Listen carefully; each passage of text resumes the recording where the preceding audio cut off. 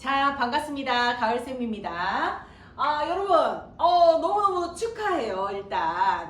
일단 우리가 5가지 문장 구조를 다 익히고, 이제 정말 새로운 레벨로 이제 올라서는 그런 시간이 됐습니다. 여러분들이 굉장히 그동안 많이 힘들었죠? 어려웠죠? 네. 근데 이 1번 구조에서 5번 구조까지를 다 이제 익히고 나고 이게 내 거가 되고 났기 때문에 이제 다음 레벨로 넘어갔을 때는 조금씩은 이제 이해하는 것이 좀 어렵지 않아질 거예요. 그런데 영어는 이런 말이 있어요. 선생님이 어디서 들은 얘기인데 영어는 하면 할수록 어렵다 뭐 이런 말이 있어요. 근데 선생님도 하면 할수록 좀 어렵다는 걸 느껴요. 뭐 계속 새로운 단어도 나오고 뭐 또 새로운 어떤 표현들 우리가 이해할 수 없는 네이티브들의 표현들 같은 게 있어요. 그런 것들을 하다 보면 이게 하면 할수록 참 어려운 언어네 이런 생각을 하게 됩니다. 그렇지만 우리가 기본적인 구조만 탄탄하게 잡고 있어도 새로운 표현이나 새로운 어떤 단어들이 나왔을 때 조금이라도 좀 덜 힘들게 그걸 받아들일 수 있는 어떤 그런 레벨에 올라갈 수 있을 거예요. 자, 그래서 여러분들이 이제 초반부 레벨을 거의 다 마쳤고 이제 중반부에 들어선 거예요. 그래서 사실 이 부분은 중학생들 과정으로 사실은 봅니다. 그런데 선생님 학생들 중에는 중학생이 아니지만 이미 중반부 고 레벨까지 문법을 한 번에 다 달려간 친구들도 많이 있어요. 그래서 너무 이거 중학생 건데 나는 못하겠는데 이렇게 생각할 필요 없어요. 선생님이 최대한 쉽게 설명하고 또 익힐 수 있도록 돕도록 하겠습니다. 자, 오늘 배울 친구는 누구냐면, 자, 우리 이렇게 동사 집안에 아들이 3명 있잖아요. 아들이 비동이, 그 다음에 일동이, 조동이 이렇게 3명 있었죠. 그런데 우리 이제 비동이랑 일동이 이제 구조 3개, 이거 5개 이렇게 배웠잖아요. 그죠? 그럼 선생님이 그러면 조동이 넘어가야 되는 거 아니에요? 그 조동이 갔으면 좋겠는데 우리 조동이는 조금 더 잠깐만 뒤로 밀어놓고 우리 일반 동사의 어떤 또 다른 특징에 대해서 배워야 될 게 있어서 그거를 조금 진행을 하고 그 다음에 조동사로 넘어갈 거예요. 그런데 선생님 왜 지금 비동이 일동이 이제 배우고 있었는데 다 배웠는데 왜 이게 갑자기 중급 레벨로 올라가는 거예요? 왜 그러냐면 이제 문장이 한계가 아니에요. 문장을 2개 붙이는 걸 복문이라고 하는데 문장 2개를 붙여서 이야기할 수 있어야 됩니다. 그것을 연습할 거예요. 그래서 조금 이게 레벨이 다르다는 얘기를 좀 해주고 싶어요. 그래서 우리 비동이가 가면 들고 다니죠. 가면 뭐 들고 다녀? M, R, is 요거 3개 들고 다니죠. 네, 그렇습니다. 그런데 이 비동이 가면은 사실은 그렇게 큰 가면이 아니야. 뭐 초반에 우리 이거 배울 때 너무 우리를 헷갈리게 해요 하는 그런 가면이기는 했지만 이 일반 동사가 가지고 있는 가면에 비하면 이거는 정말 너무 쉬운 가면이었어요. 일반 동사도 가면을 들고 다녀요. 근데 이것도 3개예요. 3개. 자, 선생님이 요거 이름을 붙였습니다. 일반 동사 일동이 맞는 가면이라고 붙였어요. 왜 이렇게 붙였는지는 조금 있다가 이제 밝혀집니다. 자, 일반 동사가 들고 있는 가면 3개가 있는데 하나는 투동이에요. 하나는 인이에요. 또 하나는 pp예요. 이름이 조금 이상한데요. 이름을 가장 쉽게 이해할 수 있도록 정리를 했습니다. 자, 투동이는 뭐냐면 to라는 친구 뒤에다 동사를 붙인 친구를 얘기해요. 그런데 to가 선생님이 누누이 to가 전치사라고 이야기를 했었을 건데 어느 쪽으로라는 전치사라고 얘기를 했을 건데 이 to를 여기서 재활용을 해서 to를 딱 동사 앞에다 딱 씌워가지고 가면으로 쓰는 거예요. 가면은 도대체 왜 쓰는 건지 이것도 이제 금방 밝혀집니다. 자, ing은 뭡니까? ing 여러분들 많이 봤죠? singing, singing 이런 말들 많이 봤죠? I'm doing 이런 말 쓰죠. 우리 학교에서도 많이 봤을 거예요. 이 ing가 붙음으로 인해서 어떤 일이 벌어지는지 또 요게 가면의 역할이 있습니다. 그걸 또 배울 거예요. 자, pp는 past participle이라는 과거 분사라는 친구인데요.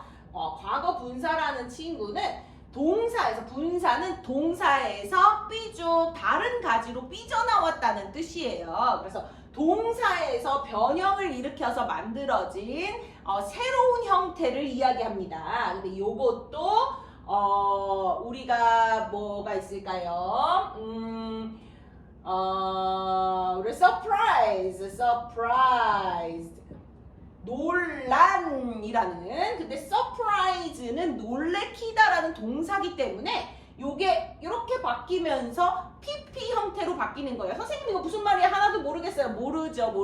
오늘은 개괄적인 설명만 하는 거예요. 자, 그래서 지금 이 상황에서 기억해야 될 건 뭡니까? 투동이 ing, PP 이렇게 세 가지의 일반 동사 가면이 있다라는 거, 그거를 먼저 기억하면 됩니다. 자, 그러면 이 가면의 특징이 뭐냐? 가면의 개괄적인 설명을 하면서 이 특징을 좀 이야기를 할 건데, 자, 방금 말했던 대로 비동사의 가면은 MR is죠.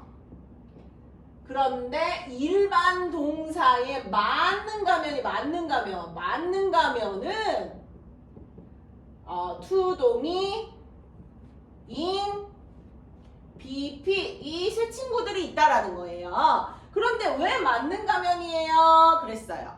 자, MR is는 이렇게 써도, 가면을 써도 얘가 동사죠. 그런데 일반 동사 맞는 가면은 특징이 아주 달라요. 일반 동사가 투동이가 되거나 ing이 되거나 PP가 되는 가면을 딱 쓰는 순간 어떻게 된다? 더 이상 동사가 아닙니다. 다시 조금 헷갈리죠? 자, do예요. do. 하다예요.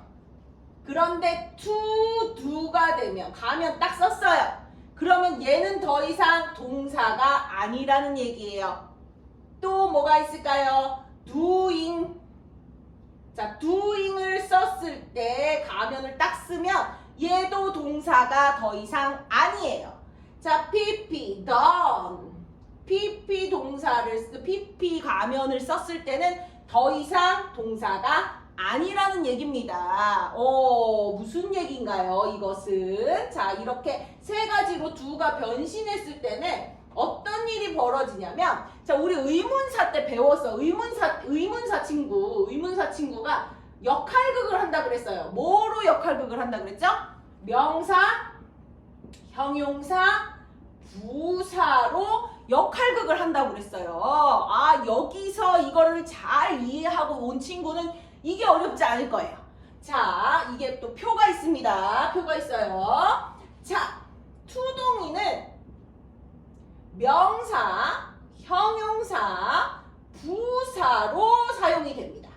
무슨 얘기야? 일반 동사가 가면을 딱 쓰고 자기가 명사다, 나는 형용사다, 나는 부사다, 이렇게 완전히 역할을 바꿔버리는 걸 얘기해요. 이거는 역할 놀이도 아니야. 여기 의문사는 왜 그렇잖아. 우리 의문사에 다시 명사를 집어넣으면 되잖아요. 그런데 여기는 투동이가 가면을, 일반 동사가 투동이 가면을 쓴과 동시에 명사가 되거나 형용사가 되거나 부사가 되어버리는 거예요. 자, 또 하나, ing은 똑같습니다. 명, 형, 부. ing도 마찬가지예요. ing도 자, doing으로 바뀌는 순간, do가 doing으로 바뀌는 순간 명사거나 형용사거나 부사거나 셋 중에 하나를 맡게 된다는 거예요. 그 다음에 PP가 있죠? PP는 하나를 기억해야 돼요. 명사는 안 해요. 명사 역할은 안 해. 너 재미없어. PP는 안 한대요. 그리고 명사 역할은 안 하고 형용사랑 부사 역할만 합니다. 자, 선생님 교재에 이거 분명히 적어줬을 거예요. 명형부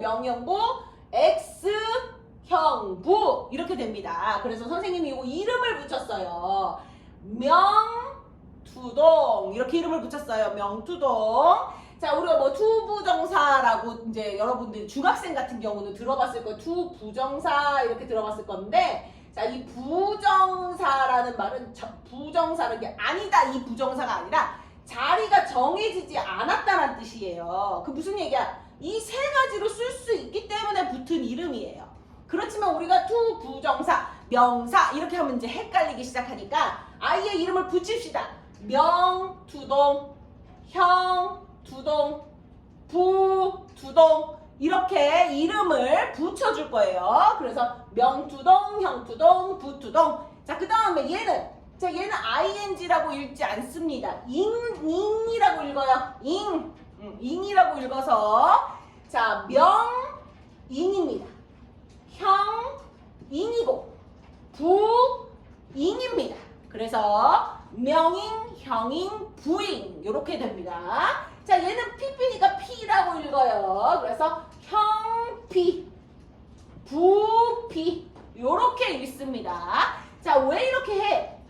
가면을 썼기 때문에 엄청 헷갈리거든요. 엄청 헷갈리기 때문에 명사나 형용사나 부사로 자리를 바꿨을 때 어떻게 알아볼 수 있을까 하는 것들, 그것 때문에 이름을 붙여놓고 우리가 그 친구들이 명사로 썼는지 형용사로 썼는지 부사로 썼는지를 다시 한번 살펴보겠다는 얘기죠. 정체를 확실하게 해야 됩니다. 가면을 딱 쓰고 나면 너무 헷갈리기 시작하기 때문에 그때부터는 얘네들의 정체를 밝혀내기가 어려워질 수가 있어요.